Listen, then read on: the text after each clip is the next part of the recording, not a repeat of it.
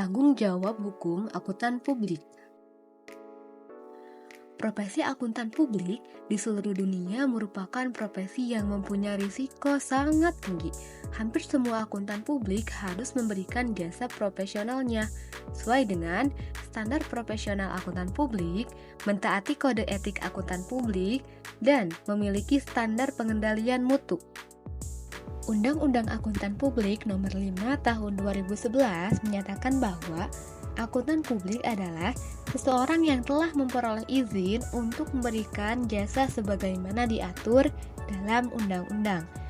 Lalu, salah satu pasalnya juga menyebutkan bahwa akuntan publik bisa dikenakan sanksi pidana jika terbukti lalai dalam menjalankan tugasnya dan terbukti terlibat tindak pidana.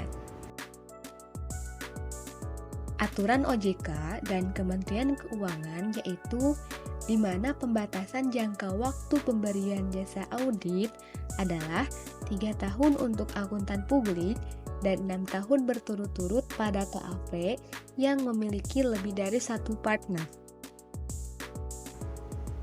Penyebab terjadinya tuntutan hukum yang dihadapi akuntan publik dibagi menjadi 3. Yang pertama, ada business failure. Yang kedua, audit failure, dan yang ketiga yaitu audit risk. Yang pertama yaitu business failure.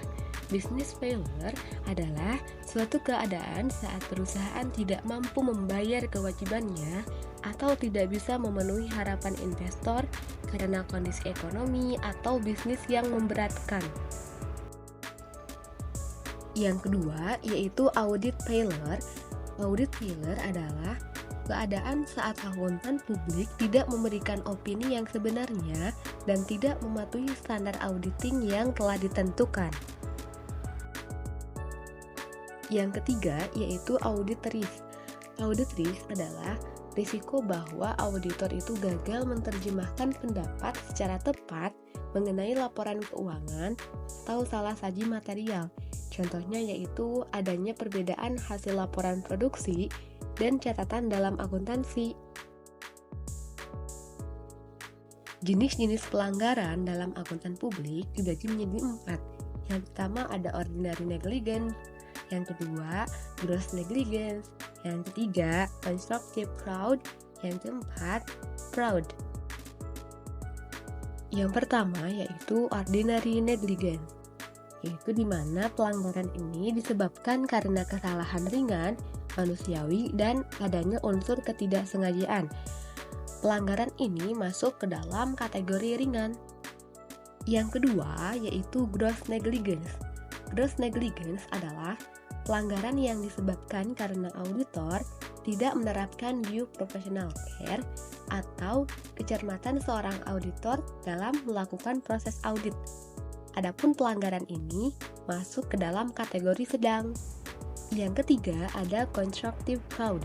Constructive fraud yaitu pelanggaran yang disebabkan karena akuntan publik terlibat proyek manajemen dalam melakukan fraud, baik secara langsung maupun tidak langsung.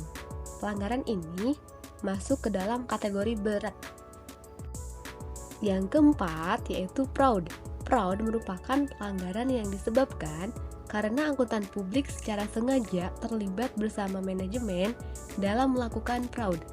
Adapun pelanggaran ini masuk ke dalam kategori sangat berat.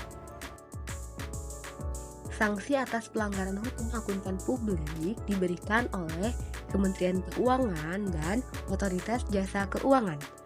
Adapun pihak yang dapat melakukan tuntutan hukum yaitu klien, calon investor, OJK, Kementerian Keuangan, BI, dan pengguna laporan keuangan.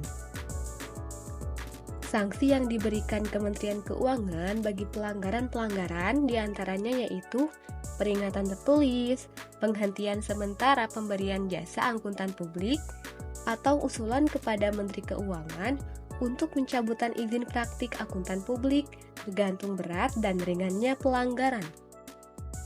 Sanksi yang diberikan Otoritas Jasa Keuangan diantaranya yaitu peringatan tertulis atau larangan pemberian jasa di pasar modal. Adapun pihak lainnya bisa mengajukan tuntutan hukum ke pengadilan jika merasa dirugikan. Ada beberapa hal yang dapat dilakukan akuntan publik untuk menghindari tuntutan hukum. Yang pertama, jangan sembarangan menerima klien, pilih klien yang memiliki integritas. Yang kedua, pilih audit staf yang qualified dan memiliki integritas. Yang ketiga, pertahankan independensi seperti in fact, in appearance, and in mind. Yang keempat, patuhi standar auditing dan kode etik akuntan publik. Dan yang kelima, miliki dan taati standar pengendalian mutu.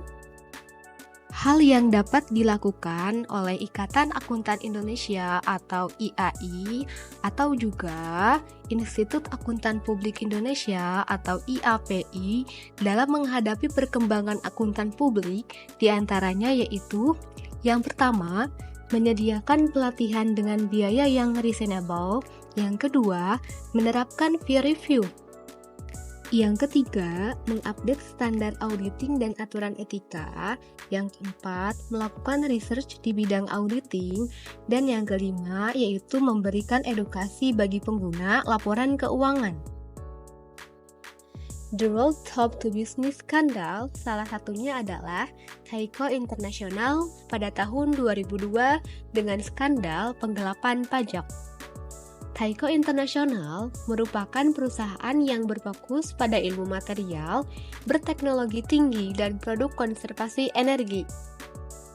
Adapun pelanggaran etika yang dilakukan oleh Taiko International, yang pertama yaitu menggelapkan uang bonus yang tidak sah dari perusahaan. Yang kedua, menjual saham perusahaan tanpa izin pemegang saham. Yang ketiga, tax evasion atas pembelian karya seni senilai 13 juta dolar yang menggunakan uang perusahaan. Yang keempat, bekerja sama dengan auditor. Yang kelima, mengambil pinjaman dengan bunga yang rendah yang disamarkan sebagai bonus.